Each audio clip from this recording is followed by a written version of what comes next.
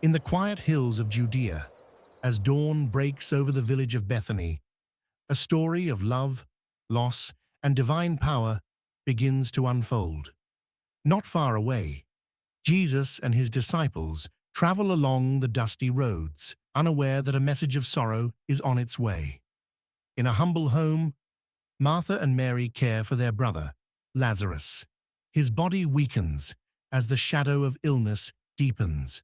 With hope and faith, Martha sends word to the one she trusts above all. And so, a messenger sets out from Bethany, carrying her plea across the barren hills, toward the teacher who heals the sick. Under the shade of an olive tree, Jesus rests with his disciples, speaking words of peace when the weary messenger approaches. Jesus listens quietly. Compassion fills his eyes. Jesus looks upward, his voice calm, yet filled with authority. This illness will not end in death. The disciples exchange puzzled glances, uncertain of his meaning. They do not yet grasp the depth of what he has spoken.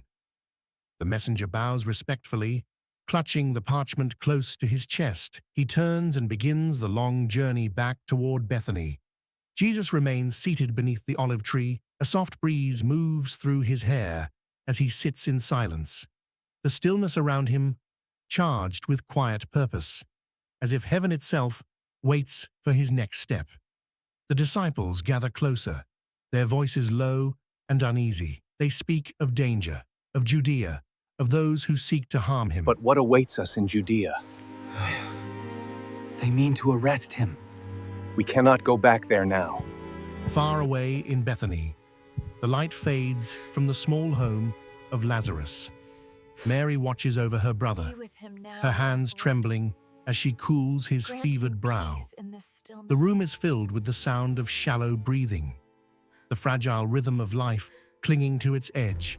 Martha kneels beside him, her face weary from sleepless nights. Whispering prayers, though her heart trembles, she still believes that Jesus will come.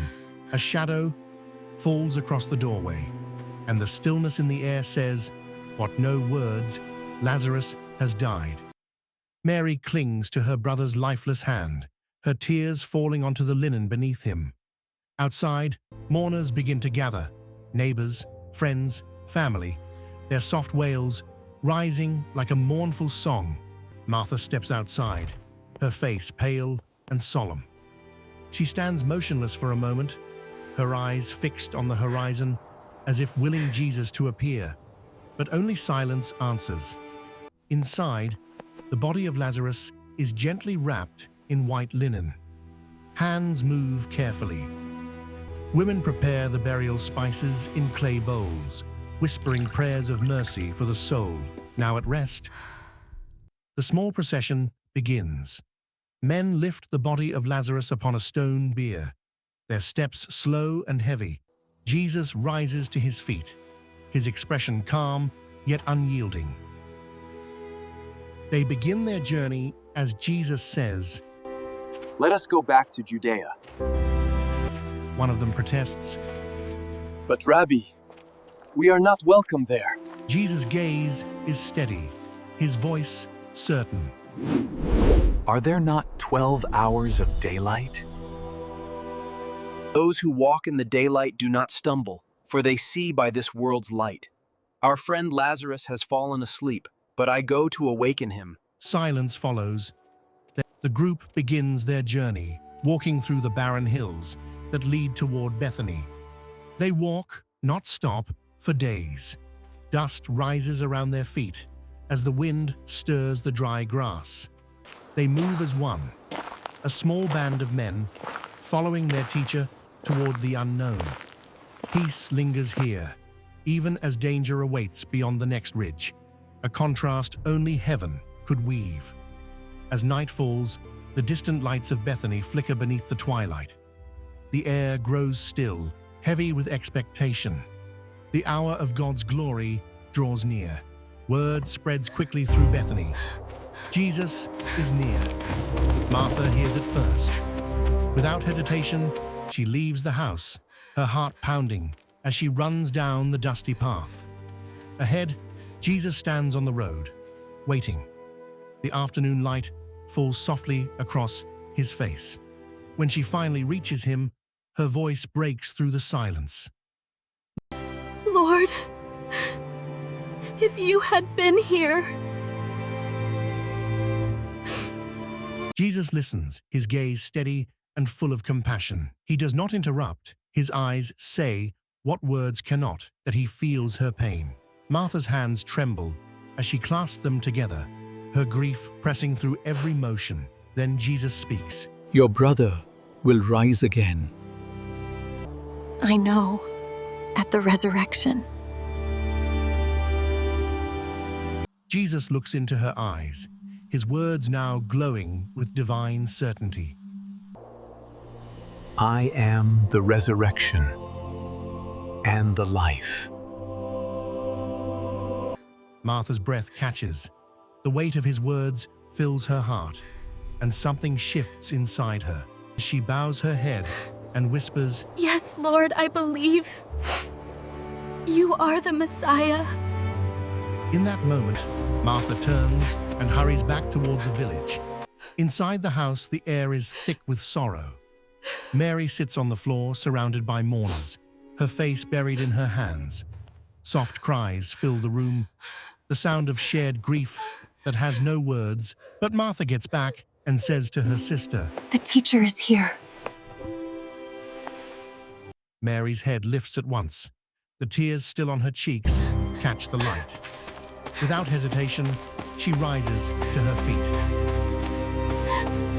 Outside the village, Jesus waits. His eyes are fixed on the road ahead, where he sees Mary approaching. When she reaches him, she can no longer contain her sorrow. She falls to her knees before him, her sobs shaking her frame. Lord, if you had been here, my brother would not have died. Jesus looks down at her, his heart moved deeply. Her weeping pierces him. He feels the full weight of her pain. Jesus stands in silence, his face trembling with emotion. His eyes glisten as he looks toward the mourners around them, his heart breaking with theirs. All together, they start to walk towards the tomb where Lazarus lies. Mary and Martha walk together behind him, their arms around each other, clinging for strength. Their grief is shared, yet something in his presence steadies them, a quiet sense that sorrow may not be the end.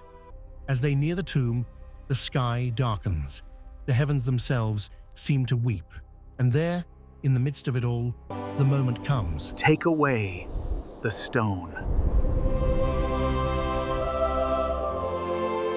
Men strain to roll the heavy stone aside. But Martha hesitates. Lord, there will be a stench. Did I not tell you that if you believe, you will see the glory of God? A dark opening yawns in the rock, the tomb revealed. Jesus raises his eyes toward heaven. Father, I thank you that you have heard me, that they may believe you sent me. And then he says, Lazarus, come forth! inside the tomb, faint light reveals movement in the darkness. Lazarus emerges slowly from the tomb, wrapped in burial cloths. The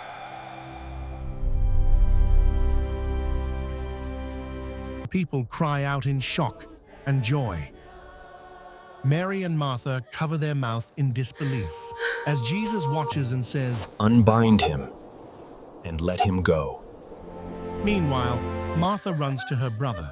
Martha and Mary's hearts are filled with gratitude. Thank you for everything. The crowd look up to the sky, praising God aloud. Some fall on their faces, overwhelmed by what they witnessed. The last light of day flickers through the branches as shadows lengthen across the earth.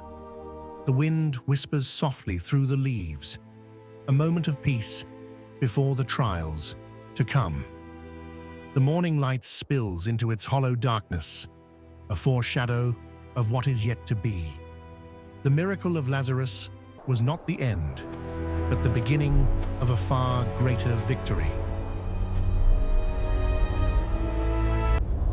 I am the resurrection and the life, the promise fulfilled, the eternal light.